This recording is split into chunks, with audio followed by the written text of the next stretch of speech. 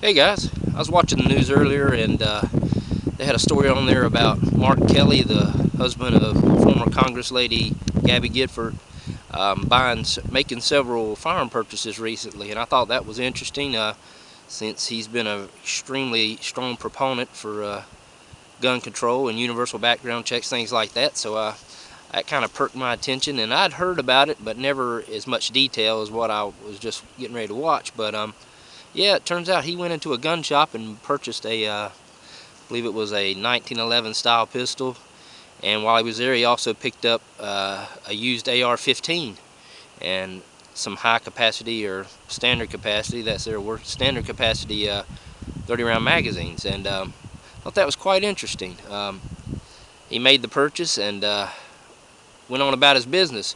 Well, some way apparently dropped the dime on it, and they started digging around into it, and was about to, I guess, call him on it. And I think it was like 3 days later after the purchase, he posted on his Facebook page that yeah, he indeed did buy a couple firearms, and he purchased an AR-15, but he had no intentions of keeping it. He was just, you know, wanting to see how easy it was to buy an alleged assault weapon, and and he was going to turn it over to the police department immediately. He wasn't going to keep it. He never had any intentions of keeping it. So, I don't know. I don't know the man. I don't know his heart, but I think he got caught with his hand in the cookie jar, to be honest with you.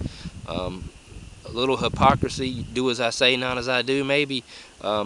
He says that he is a gun owner, a supporter of the Second Amendment, but, I don't know people that, I don't see how you can support the Second Amendment and still be a proponent of gun control. It just don't make no sense to me, but that's me. But, yeah, I found that interesting. Like I say, said he has no intentions of keeping it, but if he's been a gun owner all these years, I mean, he knows what the experience is like. I mean, it don't really make no sense to me. He's bought guns over the years. He knows exactly what the process entails, and so I don't know.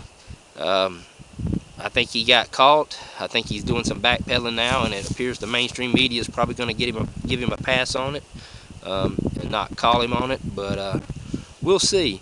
I just thought it was kind of funny that he, I could just about believe it if he was working in conjunction with maybe MSNBC, somebody like that. Maybe wearing a mic, a camera. We're going to do this undercover thing. We're going to go in this gun shop, and I'm going to show you how easy it is to buy that evil assault rifle. Just a matter of minutes, and yada yada yada. I could about believe it, because people do things like that, but not in this case. I just don't see the upside or how his story makes much sense at this point, other than I think he probably saw that used AR-15 on the wall and said, hey, I better get one before we can't get them anymore. But that's just my opinion. I'd like to know what you guys think. The ironic thing here is the fact that he said he's going to turn it over to the police department, and I don't know what he thinks that's going to accomplish. I know in some states, and even my state, the circumstances, guns that are seized or involuntarily taken are often destroyed, guns that are used in crimes, things like that. But in the case of his home state of Arizona, he's voluntarily turning that weapon into the police department, and at that point, that gun's not going to be destroyed. In fact, it becomes what they call an asset, and they'll take that gun and use it or sell it and keep the profits, proceeds for themselves. And so I say to Mark, thanks for the contribution, brother. We appreciate it. But it's hilarious. The gun grabber thing is they say we got to keep these guns off the streets. Well, in fact, he's done the opposite. He bought an AR-15, and somebody down the road is going to get a good deal on that AR-15. It's going to go right back out on the street.